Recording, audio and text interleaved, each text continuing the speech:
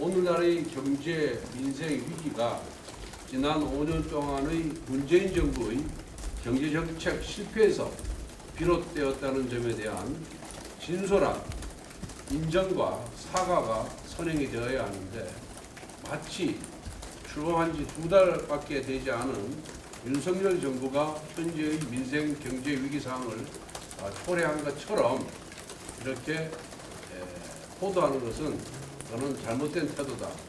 대기업의 투자 유인을 명분으로 내세우지만 법인세를 낮추더라도 투자로 유인되지 않는다는 것은 이미 객관적 통계로 확인되었습니다. 효과는 없고 부자 감세라고 비판받았던 이명박 정부의 정책을 재탕하는 것에 다름 아닙니다. 부자 감세는 민주당이 야당일 때마다 단골로 내뱉는 철진한 저는 부자 감세론이다 이렇게 주장하고 있습니다. 이제는 통하지가 않습니다. 법인세 부담이 너무 OECD 평균보다 높아서 우리나라 기업들이 한국을 탈출하고 고용 감소가 이어져 왔고. 미디어 오늘 무대처로 일관하던 윤석열 정부가 뒤늦게 처방을 내놓았지만 방향이 완전히 거꾸로 가고 있습니다. 법인세를 감세하겠다고 합니다. 우리나라 기업의 절반은 이익이 나지 않아 법인세를 내지 않습니다. 상위 1%의 대기업이 법인세의 80% 이상을 납부합니다. 결국 법인세 감세의 혜택은 한 해 수십조 원의 이익이 나는 삼성전자 등 재벌 대기업과 금리 인상기에 예대마진 폭리로 올해 1분기만 9조 원의 영업이익을 거둔 4대 금융지주 등에 돌아가는 것이 현실입니다. 대기업의 투자 유인을 명분으로 내세우지만 법인세를 낮추더라도 투자로 유인되지 않는다는 것은 이미 객관적 통계로 확인되었습니다. 효과는 없고 부자 감세라고 비판받았던 이명박 정부의 정책을 재탕하는 것에 다름 아닙니다. 지금 정부가 내놓은 대책은 온통 감세와 규제 완화 정책뿐입니다. 물가 대책이라고 내놓은 관세 인하도 소비자 가격은 요지부동이고 기업만 수익을 챙기고 있습니다. 국채 발행을 하지 않겠다고 하면서 감세로 세수가 줄어들면 무슨 돈으로 서민을 지원할 것입니까? 재벌 대기업과 부자들은 챙기면서 정작 어려운 중소기업과 자영업자, 서민들의 고통은 외면하겠다는 것입니까? 부동산 세제의 불합리한 부분은 물론 개선해야 합니다. 그러나 부동산 가격 하락으로 세금 부담이 줄어들 것이 예상되는 상황에서 열일 제쳐두고 부동산 감세에만 몰두할 때가 아닙니다. 역대 어느 정부가 규제 개혁을 추진하지 않은 적이 있습니까? 아무리 성공적인 규제 개혁도 효과가 나타나려면 몇 년이 걸립니다. 올해 그리고 내년 계속될 민생의 고통을 규제 개혁으로 해결할 수 있습니까? 당장 해야 할 일과 중장기적으로 할 일을 구분하는 것은 국정 운영의 기본입니다. 민주당 원내대표 연설을 잘 들었습니다.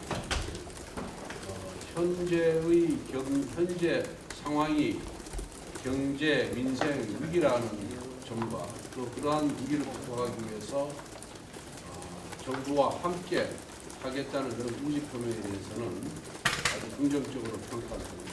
그렇지만은 오늘날의 경제 민생 위기가 지난 5년 동안의 문재인 정부의 경제정책 실패에서 비롯되었다는 점에 대한 진솔한 인정과 사과가 선행이 되어야 하는데, 마치 출범한 지 2달밖에 되지 않은 윤석열 정부가 현재의 민생 경제 위기 상황을 초래한 것처럼 이렇게 호도하는 것은 저는 잘못된 태도다 라는 것을 분명하게 말씀을 드립니다. 지난 문재인 정부는 5년 내내 급격한 최저임금 인상에 그다음에 부동산 정책의 잘못된 부동산 정책으로 인해서 빈부격차가 더 커졌고 자산의 격차가 커졌습니다. 그로 인한 결과가 지금 나타나고 있는 것입니다. 거기에 대해서는 반성하지 아니하고 2달밖에 안 된 윤석열 정부의 잘못으로 경제 민생 위기가 왔다고 지적하는 것은 그야말로 내로남불식 태도라는 말씀을 드립니다. 그럼에도 불구하고 민생 경제 위기를 극복하기 위한 구체적인 법안 처리에 협조하겠다고 나선 것은 우리들과 인식을 같이 하고 다행이다 이렇게 생각하고 있습니다. 윤석열 정부는 출범한 지 2달밖에 안 됐지만 그동안 여러 차례 민생 경제, 물가 회의를 통해서 서민들의 그런 세부담을 덜어주기 위해서 세제 개편도 지금 하고 있습니다. 그리고 그 부자 감세는 민주당이 야당일 때마다 단골로 내뱉는 철진한 저는 부자 감세론이다 이렇게 주장하고 있습니다. 이제는 통하지가 않습니다.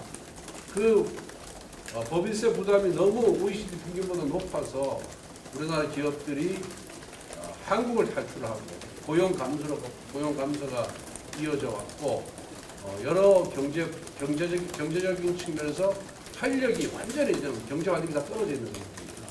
그래서 법인세 인하를 통해서 민간 부분의 경제 활력을 불어넣고 고용을 촉진시키고 그리고 해외에 빠져나간 우리나라 기업들을 다시 한국으로 이렇게 들어오게 하는 그런 효과를 거두기 위해서 OECD 평균에 맞추어서 글로벌 스탠다드에 맞춰서 법인세를 인하하겠다는 것입니다. 지금까지 법인세가 인상이 된 이후에 경제가 좋아졌냐면 경제가 더 나빠졌습니다. 기업이 투자를 했냐면 기업이 투자를 안 했습니다. 기업 고용을 했냐면 고용도 확대를 안 했습니다. 그래서 투자와 고용을 확대시키고 그리고 또 외국인 투자도 좀 더 촉진시키기 위해서 법인세 인하를 글로벌 스탠다드에 맞게 법인세 인하를 하려고 한다는 점을 분명하게 말씀드립니다. 다른 질문 있으면 받겠습니다.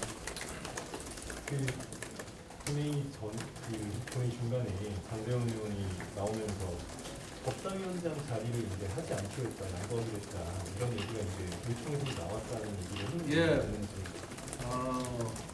어제 우리가 법사위원장을 신청한 분 2분 있었습니다. 김동욱 의원과 장재원 의원이 있었는데 장재원 의원에게 어제 문자가 왔어요. 저한테 자기는 법사위원장을 하지 않고 평의원으로 남겠다.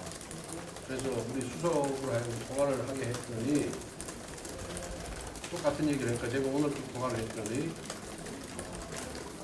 자기가 김도우 의원보다 나이가 어려서 나이 많은 같은 선수지만 나이 많은 김도우 의원이 하는 것이 자기는 그것이 순리라고 생각한다 하면서 양보를 해줬습니다. 의원 중에서 그 사실을 발표를 했고 의원으로부터 장재원 의원이 많은 박수를 받았습니다. 매우조선 하청업체 파업에 대해서 공권력을 투입해야 된다고 보십니까? 어제 제가 입장을 말씀을 드렸는데요. 불법이 있으면 법과 원칙에 따라 엄정하게 대응하라고 요구를 했습니다. 공권력을 투입할 것인가 말 것인가는 그런 모든 상황을 보고 정부가 사정당국이 결정하는 문제다 이렇게 보고 있습니다. 오늘 도시단체 대표에서 듣고 내일 대표에서 밖에 가능성이 있나요? 내용이? 뭐 아직까지 제가 컨셉만 잡아놓은 상태고 그걸 보지 못했기 때문에 아마 뭐 여러 가지 상황을 고려해가지고 이것저것 다 들어가지 않을까 싶습니다.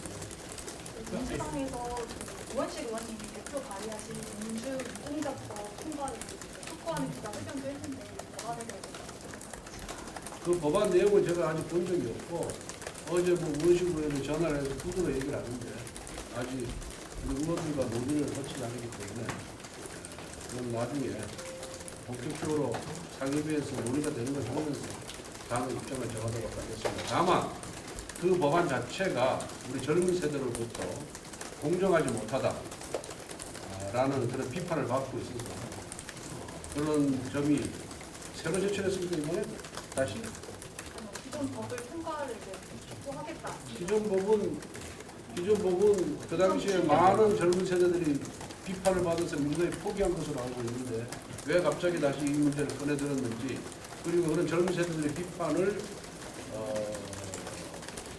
우려를 덜어낼 만큼 새로운 내용이 있는 것인지 한번 보도록 하겠습니다. 그 배우조선과 한 가지만 더 여쭤봤으면 하는데요. 다른 분 그러니까 지금 하청업체 노동자들이 30% 인상 요구안에 대해서 이렇게 그러니까 하락한 거에 대해서 회복을 요구하고 있는데 그 요구가 부당하다고 보시는지 그 부분이 다른 구체적인 교섭 상황에 대해서는 제가 내용을 잘 모르고요. 그거는 노사가 자율적으로 해결해야 될 문제다 이렇게 보고 있습니다.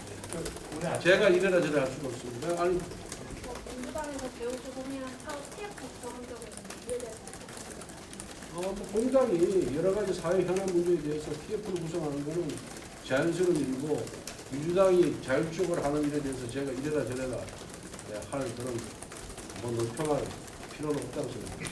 그 대통령실 채용 문제 관련해서 좀 표현에 대해서 SNS 통해 사과하셨는데요. 뭐 SNS에 나와 있는 내용이 제 진실이라는 것을 알아주셨으면 좋겠습니다. 이 정도로 하겠습니다.